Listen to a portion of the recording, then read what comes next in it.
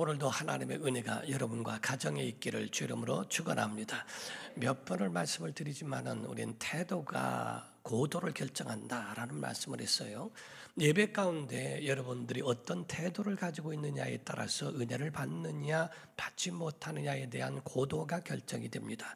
오늘도 예배 가운데에 정말 오늘 집중해서 은혜와 여러분 정말 예배 성공자가 되기를 주 이름으로 축원합니다.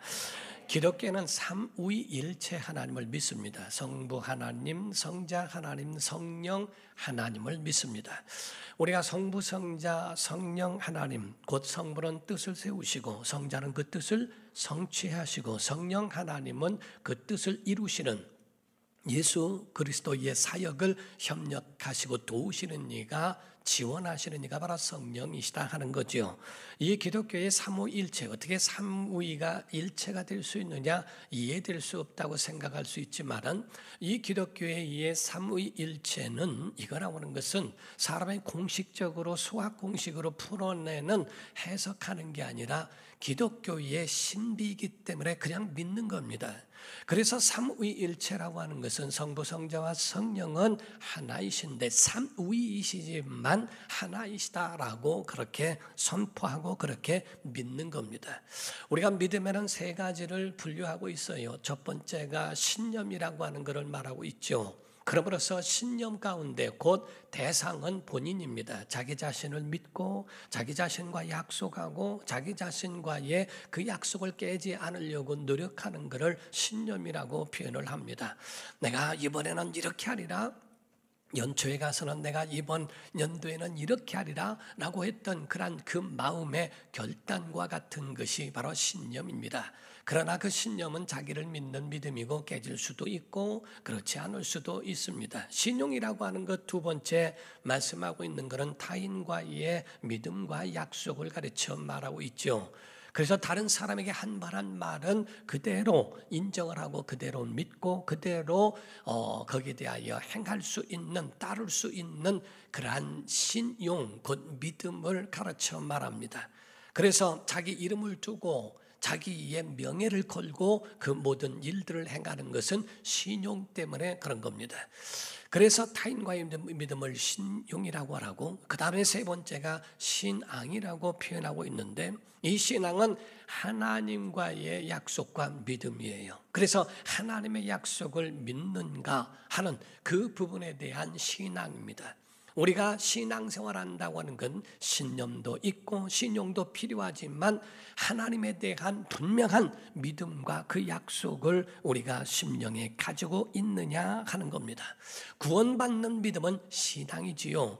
히브리서 11장 6절에 보게 되면 믿음이 없이는 하나님을 기쁘시게 하지 못하나니 하나님께 나아가는 자는 반드시 그가 계신 것과 또한 그가 자기를 찾는 자들에게 상 주시는 이심을 믿어야 할지니라. 곧 하나님의 생존하심을 믿어야 하고 하나님이 상 주신다고 하는 그 약속도 믿어야 할지니라. 요한복음 14장 1절에는 주님 말씀하시기를 너희는 마음에 근심하지 말라.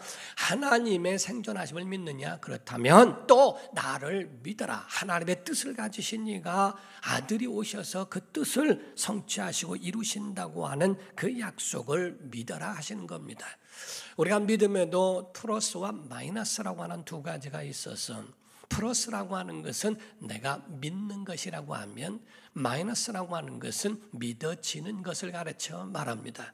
전선 두 개가 같이 서로가 붙어 서로가 연결될 때에 스파크도 일어나고 또 기계도 돌릴 수 있고 열도 가해질 수 있는 그런 장치의 변화가 있는 것처럼 우리의 신앙에도 하나님과 우리 사이에 연결이라고 하는 것이 필요해요.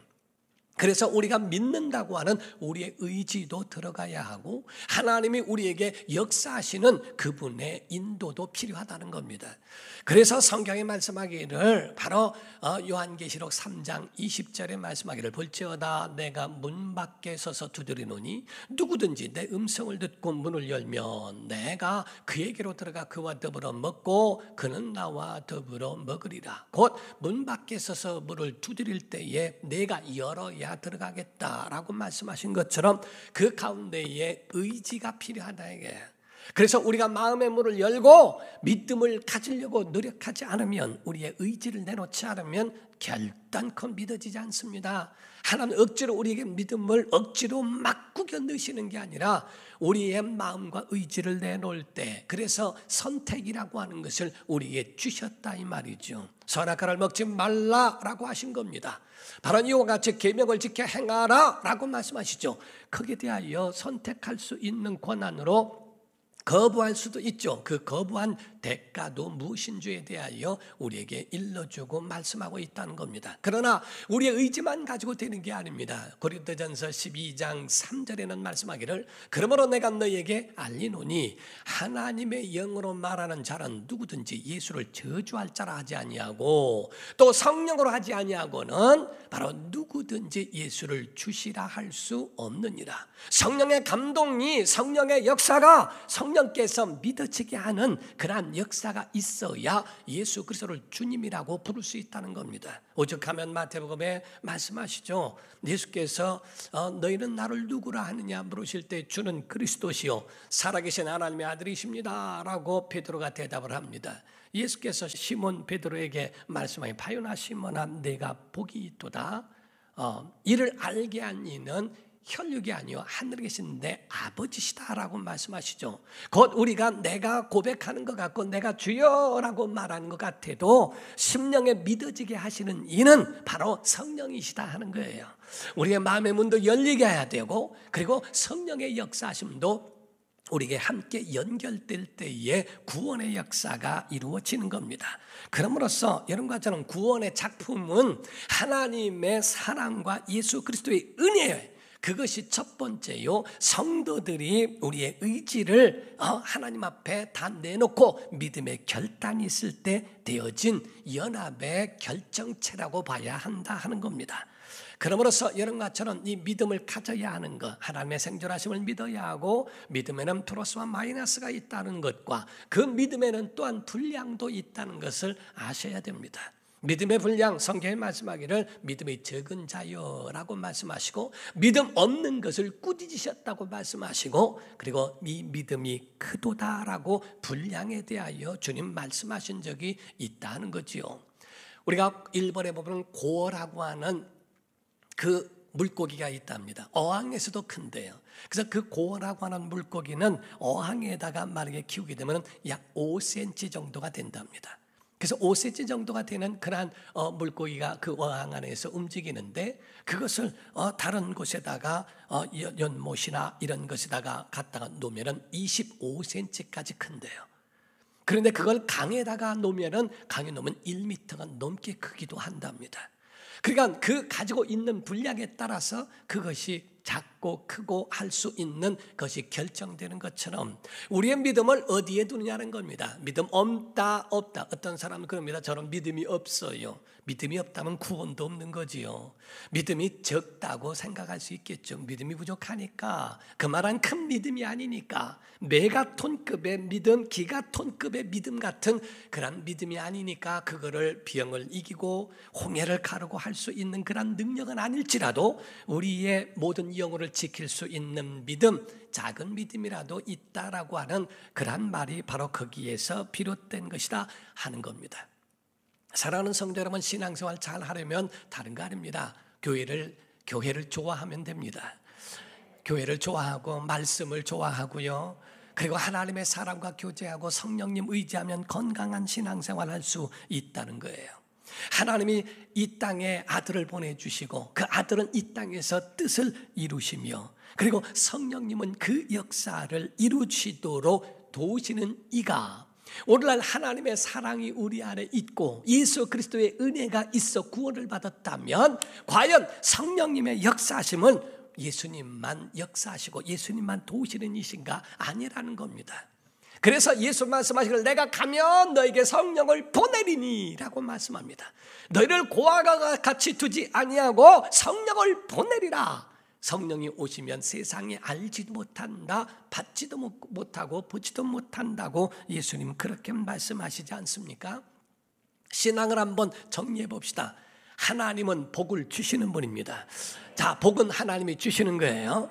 자, 복을 받기를 원하면 하나님을 잘 계명을 지켜 섬기는 자 되기를 주 이름으로 축원합니다. 그러나 예수 그리스도를 우리가 믿는 것은 구원을 받는 겁니다. 예수님은 섬기는 것이 아니라 예수님은 믿는 거예요.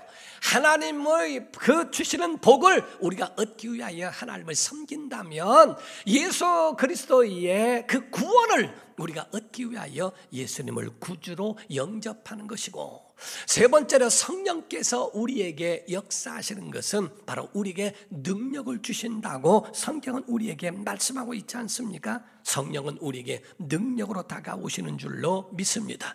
그래서 성령은 우리에게 능력으로 역사하시는 이에 대하여 우리를 도우신다 하는 거예요. 성령님은요, 무형상 비물질이요, 형상이 없고 물질이 아니기 때문에 손에 잡히지도 아니하고 보이시지도 않는 분이라고 말씀을 하고 있습니다. 그러므로서 헬라어로는 푸뉴마 하기온, 하기온이라면 거룩하다, 푸뉴마 영, 바람, 호흡 이렇게 뜻하고 있어요. 그리고 히브리어로는 루아흐라고 합니다. 히브리 말로는 루아흐라고 하고 헬라어로는 푸뉴마 하기온이라고 해서 거룩한 바람, 거룩한 호흡, 이런 생기, 이런 의미로 함께 푸뉴마 하기온이라고 표현하고 있죠. 바람이라고 하는 것을 여러분 공통점이 뭡니까? 눈에 보이지 않느나 존재하는 게 바람이라 하는 겁니다. 바람은 눈으로 보이지 않지만 존재하고 있는 거고 또 능력도 그 안에 함께 있다고 하는 거죠. 우리가 바람이 보이지 않지만 나뭇가지 흔들림으로 인하여 그것으로 또 느낌으로 바람을 인식할 수 있습니다. 어떤 날 때부터 맹인된 사람이 앞을 볼 수 없고 사물을 식별할 수 없는데 들에 나갑니다. 들에 나가서 있는데 사람들이 뛰어놀면서 하는 소리가 들려요. 새 좀 봐, 저기 나무가 푸릇푸릇하고 하늘에 해가 있고 저쪽에는 달이 떠오르네, 이러하네 저러하네 이야기하고, 야, 세상은 너무 총천연색이야. 이 맹인은 말하기를 무슨 소리야? 세상은 오직 다 암흑이고 아무것도 없는데. 지금 우리가 볼 때는 맹인들에게 있어서는 모든 색깔을 식별할 수 없으니까 세상이 없는 것처럼 보이지만은 존재하고 있다는 거죠. 똑같이 마찬가지입니다. 하나님이 안 계신 것이 아니라 하나님을 볼 수 있는 믿음이 없다는 거죠. 하나님은 우리에게 함께 역사하고 함께 우리에게 다가오시건만 우리가 하나님에 대하여 느끼지 못하고 하나님을 발견하지 못하고 있다는 것과 같습니다. 어떤 아이가요, 개안 수술을 해서 그 아이가 수술로 눈이 보이기 시작을 했대요. 마지막 결정적인 날에 붕대를 풀고 눈을 딱 떴는데 세상이 너무너무 아름다운 거예요. 여태까지 볼 수 없었던 어머니의 얼굴도 보이고 의사 선생님도 보이고 하는 것에 너무 감격스러워한 겁니다. 그때 엄마에게 이야기합니다. 엄마, 왜 세상이 이렇게 아름답다고 나에게 말해주지 않았어? 그때 엄마는 말하기를 무슨 소리야? 그렇게 많은 말을 했지만은 내가 느끼지 못했을 뿐이지. 하나님은 우리에게 엄청나게 많은 것들로 섭리하고 계시는데 우리가 느끼지 못하는 일들이 너무나 많다는 겁니다. 사랑하는 성도 여러분, 영성이라는 것이 뭔지 아십니까? 이건 꽃입니다. 이성입니다. 꽃이 아름답다, 감성이죠. 이 꽃을 만드신 하나님은 위대하다, 이게 영성이에요. 모든 사건과 모든 문제와 모든 일에 하나님을 발견하는 게 영성인데, 보이지 아니하시는 하나님의 역사를 우리가 어떻게 느낄 수 있고 그분을 어떻게 체험하면서 살아갈 수 있는가, 이거는 굉장한 역사고 이건 굉장한 하나님의 신비라고 볼 수 있다라고 하는 겁니다. 성령님은 눈에 보이지 않지만 존재하시는 분입니다. 성령님 눈에 보이지 않지만 능력 있으신 분이십니다. 그러므로 우리에게 권능으로 능력으로 다가오셔서 우리에게 행하시는 일들이 굉장히 크다는 거지요. 사도행전 1장 8절에 보니까 말씀하기를 오직 성령이 너희에게 임하시면 너희가 뭐를 받고, 자 크게 하세요. 뭐를 받고? 권능을 받고 예루살렘과 온 유대와 사마리아와 땅 끝까지 이르러 내 증인이 되리라. 여호와 증인이 아니라 예수 증인 된다는 겁니다. 바로 이와 같이 자, 성령께서 우리에게 오시면 어떤 일이 일어나는가? 고린도전서 12장 6절 7절에 보니까 또 사역은 여러 가지나 모든 것을 모든 사람 가운데서 이루시는 하나님은 같으니 각 사람에게 성령을 나타내심은 유익하게 하려 하십니다. 악한 마귀와 이런 악한 영들이 가까이 하고 접근하는 것은 우리를 파괴케 하지만 성령의 역사는 우리를 얼마나 유익하게 만들어 가시는가. 로마서 8장 26절에는 이런 말씀이 있습니다. 이와 같이 성령도 우리의 연약함을 뭐 하시나니? 도우시나니. 뭐 하시나니? 도우시나니. 우리는 마땅히 기도할 바를 알지 못하나 오직 성령이 말할 수 없는 탄식으로 우리를 위하여 친히 간구하시느니라. 우리를 위하여 기도해 주시고 우리를 위하여 도와주시고 우리에게 은사도 주시고 우리에게 권능도 주시는 이가 바로 성령이시라고 말씀하는 거죠. 오늘 심각한 말씀들을 하는 거예요. 오늘 본문 말씀은 다른 게 아닙니다. 니고데모라고 하는 유대인의 지도자요 바리새인이라고 하는 그 사람이 예수님을 찾아온 사건을 가르쳐 말하고 있다는 거죠. 3절부터 5절을 보게 되면요, 예수께서 대답하여 이르시되 진실로 진실로 내게 이르노니 사람이 거듭나지 아니하면 하나님의 나라를 볼 수 없느니라. 니고데모가 이르되 사람이 늙으면 어떻게 날 수 있사옵나이까? 두 번째 모태에 들어갔다가 날 수 있사옵나이까? 예수께서 대답하시되 진실로 진실로 내게 이르노니 사람이 물과 성령으로 나지 아니하면 하나님의 나라에 들어갈 수 없느니라 라고 말씀을 하셨어요. 이 니고데모라는 사람은 아쉬울 것이 없는 사람입니다. 바리새인이요, 율법사예요. 율법을 아는 사람이에요. 유대인들이요, 지금 이스라엘에 있는 랍비나 이런 유대인, 바리새인 같은 사람들은요, 그들은 굉장한 석학들입니다. 우리가 말하고 있는 무슨 유명한 대학이 아니라도 랍비들은요, 엄청난 그들의 공부, 그들을 능가할 수 있는 지혜자가 없으리만큼 굉장히 지혜 있는 사람들이 율법사들입니다. 그런데 율법사인 바리새인이요, 그리고 유대인의 지도자라고 하는 이 니고데모가 예수님께 와서 진리의 말씀을 듣는데 예수님 뭐라고 하십니까? 거듭나지 않으면 하나님의 나라를 볼 수 없다. 하나님의 나라를 들어갈 수 없다. 니고데모는 돈도 있어요. 명예도 있어요. 사람들에게 총망받고 출중하여 사람들에게 우러러 보이는 지도자라 하는 겁니다. 그러나 주님이 그에게 책망하신 건 다른 거 아닙니다. 내게 가지고 있는 부러울 것이 없을 정도로 다 가지고 있지만 너 성령 없어. 너 믿음 없어. 너 재능은 있지만 성령 없어. 너 하나님의 나라에 들어갈 수 없는 거야 하는 말이에요. 내가 유대인의 관원이여 지도자라고 착각하지 마. 그것이 내가 너를 하나님의 나라로 보낼 수 있을 것 같으니? 사람이 거듭나지 않으면 하나님의 나라를 볼 수 없다는 건 믿음 없는 자, 성령이 없으면 하나님의 나라에 들어갈 수 없다고 하는 것으로 너는 안심할 수 없는 거야. 오늘날 대부분의 사람들은 교회 안에 앉아 있으면 구원받는 줄 압니다. 교회 안에 앉아 있어서 그냥 그 가운데 일원이 되어지고 함께하면 그럼 마치 천국은 따놓은 당상으로 착각하고 있는 사람들이 있다는 거지요. 석학이어도 아무리 물질이 많고 세상이 우러러보는 사람이라고 해서 천국 갈 줄 아니? 천만의 말씀이야. 예수께서 말씀하시는 말씀은 너 성령 없잖아. 너 진정한 하나님이 말씀하는 그런 믿음이 아니잖아. 하나님의 나라를 결단코 들어갈 수도 없고 볼 수도 없다고 주님이 그렇게 말씀하시는 거죠. 성령은 푸뉴마하기온 무형상 비불질이라 보이지 않아요. 그러나 존재하시기 때문에 우리는 그분을 해석하는 것이 아니라 믿는 겁니다. 믿는 거예요. 우리가 같이 얘기하들 이런 얘기하죠. 웃기는 하는데 제 영혼 없는 웃음 웃는다고 그러죠. 똑같이 웃는데도 영혼 없는 웃음이라고 표현하죠. 그 차이가 아주 미묘합니다만 그거를 느낀다 이게 사람들은. 신기하게 사람들이 악수할 때 조금 덜 잡은 거 크게 잡은 거 다 느껴요. 나만 느끼는가? 다 느껴요. 소위 한번 이게 이렇고 저렇고 다 느낀다. 그것처럼 영혼 없는 거 다 느껴요. 바로 주께서 말씀하신 성령 있는 예배와 성령 없는 예배. 성령으로 역사하는 그러한 예배의 그 역사와 그거를 아주 미묘하지만은 있다 없다 이거는 다 전부가 구분되어 있다는 것을 여러분이 그거를 아셔야 한다. 바람은 예측할 수 없어요. 바람이라고 표현해요. 어디서 와서 어떻게 되어지는지 그거를 예측할 수 없어요.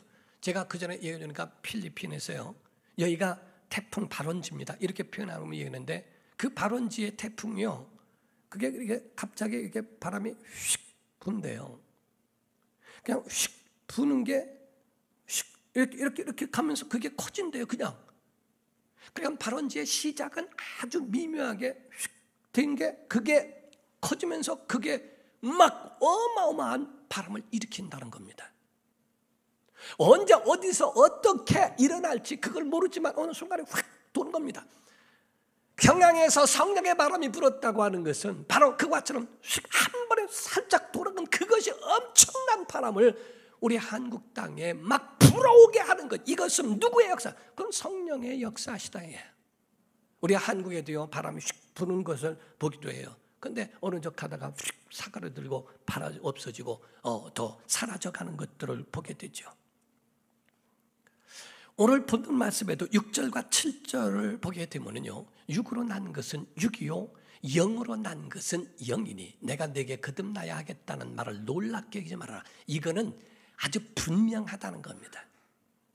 육으로 너 태어났지, 그것처럼 내 심령이 하고 깨어나면서 우는 것처럼 내 자신이 죄인이라고 하는 것을 깨닫게 될 때가 올 것이고, 회개하며 내 자신이 영적으로 다시 태어나는 그때가 일어나는 것, 너 그거 너무 놀랍게 여기지 마라 하고 주께서 그에게 그렇게 깨닫게 하시는 것을 말해요.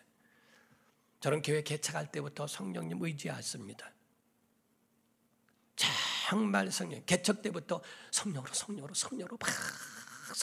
계속적으로 성령으로, 말씀도 성령으로 행하게 하소서, 찬송도 성령으로 행하게 하소서, 찬양 인도를 하건 뭘 하건 뭐든 사람들의 군중 심리가 아니라 성령으로 저들의 심령을 정말 하나님께로 돌이키게 하고 하나님께로 방향을 설정시킬 수 있도록 성령 도와줘. 끝까지 제가 기도를 끊임없이 했던 것은 성령님. 여러분 마음 하나 여러분이 추스릴 수 있습니까? 여러분 마음 하나 절제할 수 있는 능력, 자기 자신을 이길 수 있는 사람은 세상에 아무도 없습니다. 하나님이 도와주셔야 됩니다. 성령님이 도와주셔야 됩니다. 성령님이 권능 주시지 않으면 결단코 여러분 마음 하나 죄와 싸워 이길 자 아무도 없어요. 그러니까 바로 성령께서, 예수님은 교회를 세우셨고 성령님은 교회를 운영하시는 겁니다. 그래서 교회를 세우신 이가 예수 그리스도의 피로 말미암아, 자기 피로 사신 교회라고 말씀한 것처럼 예수님의 피로 말미암아 교회가 세워졌고, 바로 그 교회를 움직이시는 이가 누구냐? 경영자가 누구냐? 바로 성령이시다라고 하는 것을 말씀하고 있는 거죠. 성령의 역사는 구약에서부터 있었습니다. 창세기 1장 1절과 2절을 보게 되면 태초에 하나님이 천지를 창조하시니라. 땅이 혼돈하고 공허하며 흑암이 깊음 위에 있고 하나님의 영은, 여기 이것도 루아흐로 되어 있습니다. 영은 수면 위에 운행하시니라 라고 말씀하죠. 하나님의 신은, 하나님의 성령의 바람, 성령의 역사는 바로 하나님 수면에 운행하시는 그것을 가르쳐 우리에게 보여주고 있는 거죠. 사도행전 1장 2절에 보면 예수님 말씀하시는 것에 대하여 그가 택하신 사도들에게 성령으로 명하셨다. 예수님의 모든 사역은 성령으로 명하시고 성찰하신 날까지의 일을 기록하였노라. 예수께서 행하신 모든 말씀은 다 성령으로 창세 때에 하나님의 영에 운행하셨던 것처럼 예수님의 모든 사역, 예수께서 태어나실 때도 성령으로 잉태하사 동정녀 마리아에게 나시고 라고 하죠. 성령으로 잉태되신 그분이 바로 성령을 받으신 후부터 성령으로 인도받고 성령으로 명령하시고 모든 말씀도 성령으로 행하셨다고 하는 것을 말씀하죠. 마태복음 12장 28절에도 말씀합니다. 예수 말씀하신 거예요. 그러나 내가 하나님의 성령을 힘입어 귀신을 쫓아내는 것이면 하나님의 나라가 이미 너에게 임하였느니라. 예수께서 행하시는 모든 사역과 그 모든 말씀도 다 성령으로 행하신 것이라고 말씀을 하고 있죠. 창세 이후로 바람은 불고 있어요. 지금도 불고 있습니다.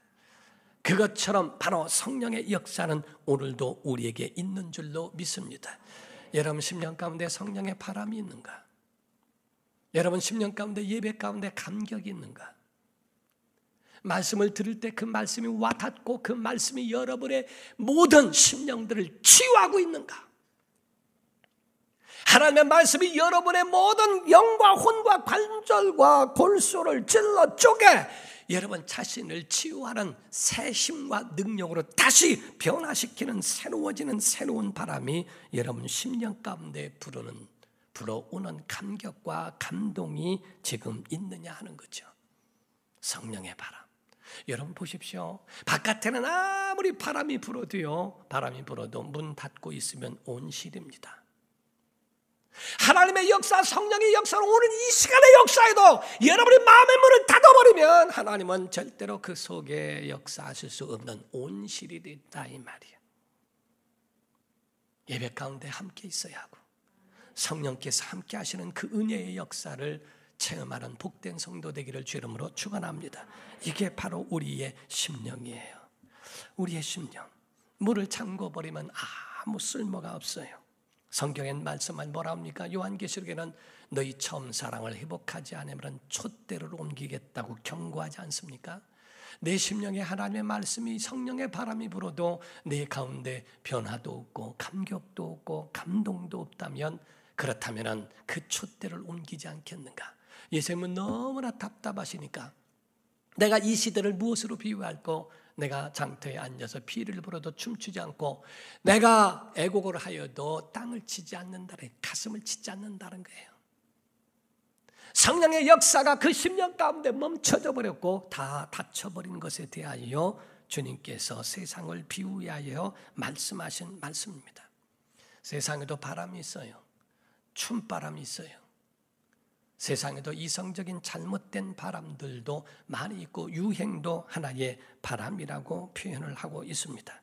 엄청난 얼마나 많은 영향을 그들에게 줄 수 있을까? 우린 많은 바람이 있지만 유구에 대한 세상을 파괴케 하는 바람에 여러분이 춤출 것인가? 아니면 성령의 바람에 여러분이 인도를 받을 것인가? 받을 것이 있고 받지 않을 것들이 있다는 거죠. 어떤 목사님 두 분이요 비행기를 타고 미국을 갔대요. 한 분은 미국 여행을 많이 간 분이고 한 분은 처음 가는 분이었답니다. 비행기를 타고 한참 가는데 그 목사님은 그냥 뭐를 시켜 먹고 뭐 달라고 밥을 줘도 얼마나 먹는지. 근데 이 목사님은 좀 궁핍한 목사님이어서 그래서 저렇게 좋은 기내식을 어떻게 먹나 돈이 없는데 그래서 하나도 안 먹었대요. 나 괜찮다고 안 먹어도 된다고. 근데 이분은 그냥 그거를 다 먹고 뭐 라면도 시켜 먹고 말이에요. 막 그러니까 이 사람 얼마나 돈이 많길래 이러는가. 그리고 끝까지 배를 쫄쫄 끌고 내려와 가지고 했는데 내려오면서 아니 왜 식사를 속이 안 좋으세요? 왜 식사를 안 하세요? 했더니 사실은 돈이 없어서. 아니 그게 원래 비행기 표 안에 다 들어있는 거라고. 그래요? 다 돈 값을 지불해 놓고 하나도 못 먹은 거예요, 이 사람이. 그 다음에 모든 사역을 마치고서 돌아오려고 호텔에서 나오면서 체크아웃 하는데 돈이 어마어마하게 나온 거예요. 왜 그러니까 그 냉장고 안에 있는 걸 다 먹었대요. 포함이 다 돼 있는 줄 알고. 주여, 먹을 거는 안 먹고 먹지 말아야 할 거는 엄청나게 많아요. 오늘 지금 성령의 역사로 살아간 사람은 하나님이 주신 은사를 다 먹어도 괜찮아요. 부작용이 없어요. 그런데 마귀가 주는 건 하나라도 먹으면 안 돼요. 그거 먹으면 그냥 곤두박질하고 그냥 마음들이 끝나버리고 마는 겁니다. 먹을 게 있고 먹지 말아야 할 것들이 있다고 하는 것이 있다. 자, 성령에 대하여 두 가지를 여러분 말씀드리고자 하는 거예요. 첫 번째, 성령님은 거듭나게 하는 성령입니다. 우리를 거듭나게 하는 바람, 성령님의 역사, 하나님 아버지 예수 그리스도를 하나님을 아버지라 부를 수 있게 하고 예수 그리스도를 구주로 영접하게 하시는 이가 성령이시다. 포항제철에 가게 되면요 쇳가루가 있습니다. 그 쇳가루를 불에 녹여 샘물이 되게 하고 그거를 식혀 해머로 두들겨 하나의 강철로 만들어지게 하는 것처럼 성령의 바람은 우리로 하나님의 사람으로 녹이시고 우리를 개조하시고 우리를 새롭게 하시고 우리를 하나님의 사람으로 인도하시고 이끌어 주신다고 하는 겁니다. 세상에 있는 바람은 큰 영향을 주지만은 곁길로 가게 하고 하나님과 멀어지게 만든다는 거죠. 우리를 거듭나게 하시는 성령의 역사가 오늘 있기를 주 이름으로 축원합니다. 두 번째가 성령은 살리는 바람인 줄 믿습니다. 여러분의 영혼이 살아날 거예요. 말씀을 들으면 여러분이 영혼이 힘을 얻을 거예요. 기도의 능력을 받을 겁니다. 하나님이 도와주실 거예요. 에스겔서 37장 1절에서 5절을 먼저 보면요, 여호와께서 권능으로 내게 임재하시고 그의 영으로 나를 데리고 가서 골짜기 가운데 두셨는데 거기 뼈가 가득하더라. 나를 그 뼈 사방으로 지나가게 하시기로 본즉 그 골짜기 지면에 뼈가 심이 많고 아주 말랐더라. 그가 내게 이르시되 인자야 이 뼈들이 능히 살 수 있겠느냐 하시기로 내가 대답하되 주 여호와여 주께서 아시나이다. 또 내게 이르시되 너는 이 모든 뼈에게 대안하여 이르기를 너희 마른 뼈들아 여호와의 말씀을 들을지어다. 주 여호와께서 이 뼈들에게 이같이 말씀하시기를 내가 생기를 너희에게 들어가게 하리니 너희가 살아나리라 하고 말씀하죠.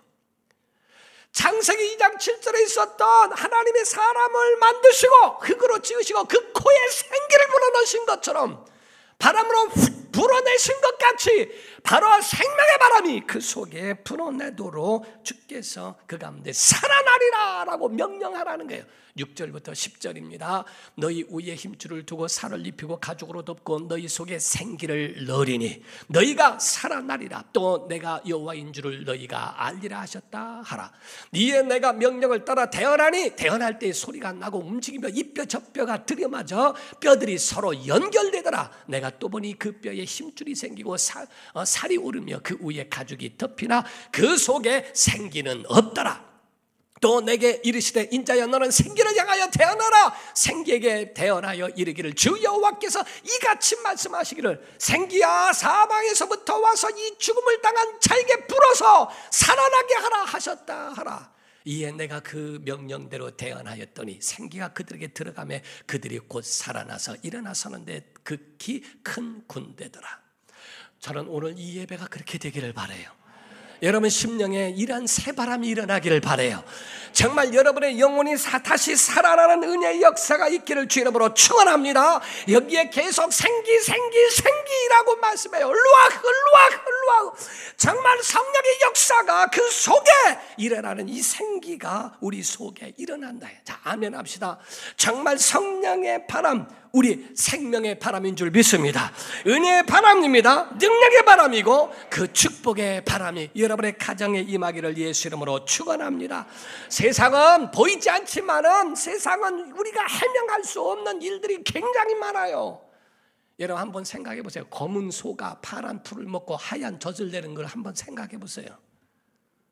검은 소가 파란 풀을 먹었으면 파란 젖이 나와야 할 거 아니에요. 검은 게 나오든지. 근데 어떻게 하얀 젖이 나오는가? 하나님의 섭리는 너무나 신묘막측하고 하나님의 섭리는 너무너무 무궁무진하기 때문에 우리의 머리로서는 하나님을 어떻게 말할 수가 없습니다. 수십 년 전에 지금 이런 시대를 우리가 살고 있으리라고 생각이나 해봤습니까? 수십 년 전에 얼마나 엄청난 일들이 있습니까? 지금은 핸드폰 하나로 자동차 시동을 겁니다. 아니 가까이도 아니고 저 멀리 있는데도 문이 잠겼다 그러니까 그걸 거기서 핸드폰으로 문을 열어줍니다. 멀리서도 시동을 걸어주고 다 하고 지금 이런 시대에 그건 감히 생각이나 있었을까? 하나님이 아니 이 땅에도 그렇거나 하물며 하나님의 영원하신 그분의 역사 그분의 바람이 얼마나 크고 얼마나 은혜가 넘칠까? 저는요 처음에 팩스라고 하는 것이 아니 전화로 왔는데 어떻게 그게 그쪽에 있는 똑같은 게 찍혀 나오느냐 이게요. 나만 그런 거야? 어찌 그렇게 그게 나온가? 나중에 핸드폰이 나왔는데요. 거기에 핸드폰에 양쪽에 있는데 그걸 블루투스라고 해서 거기에 사진이 어떻게 글로 그냥 들어가느냐 이 말이에요 이게.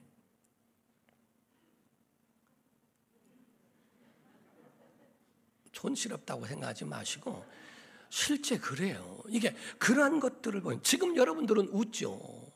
근데 옛날에는요. 제가 한 5, 6년도에 성지순례를 갔는데요. 그때 성지순례 갔을 때에 우리 교수님 한 분이 PDA라고 하는 것이 있었어요. 아주 우리는 핸드폰 그냥 들을 때에 MP3만 조금 될 때였고 했을 때입니다. 그런데 그 PDA라는 거를 거기다가 컴퓨터로 집어넣어가지고요, 영화를 거기다 넣으시는 거예요. 이집트 거기 가가지고요, 거기서 그거를 보여주니까 거기에 있는 모든 사람들이 와서 그거 보느라고요. 어떻게 핸드폰에서 영화가 나올 수 있냐는 거예요. 지금 여러분과 저는 영화 보는 거 별거 아니잖아요. 그 당연한 건데 왜 그러세요? 이래가면서 그 당연한 거를 왜 그렇게 하느냐 그러죠. 옛날에는 그걸 상상하지 못하는 것들이 지금 우리에게 있잖아요. 여러분, 이 땅에 있는 세상의 바람 너무 좋아하지 마세요. 성령의 바람이 불기를 기도하세요. 여러분 심령에 하나님의 영역은 그대로 맡기고 그냥 믿으세요. 하나님이 여러분에게 역사하실 겁니다. 그건 우리가 해석하는 게 아니라 우리는 그거를 믿는 것뿐입니다. 오늘 이 우리 교회가 성령의 바람이 있고 우리 가정이, 우리 정말 성도들의 모든 예배, 모든 것이 성령의 바람이 일어나는 우리 교회와 우리 대한민국이 되기를 예수 이름으로 축원합니다. 세상의 바람이 아니라 성령의 바람이 불도록 사모하고 의지하고 더 나아갈 수 있는 우리 복된 성도가 되기를 주 이름으로 축원합니다. 기도하겠습니다. 이 시간에 기도할 때 하나님, 우리 안에 성령님의 새바람으로 다시 살게 하소서. 감격이 죽었습니까? 바람이 다 멎어버렸습니까? 창세 이후에 지금까지 바람은 멈춘 일이 없어요. 성령께서 오신 이후에 지금까지 성령의 역사는 멈춘 일이 없어요. 내가 멈춘 것뿐입니다. 성령님 사모합니다. 사모합니다. 우리 속에 가지고 있는 모든 죄성을 다 날려버리시고 우리 안에 하나님의 은혜로 채워주옵소서. 성령의 바람이 우리 교회와 우리 대한민국 위에 우리 10년 가운데 다시 한번 일어나도록 도와주옵소서. 다 같이 통성으로 기도합니다.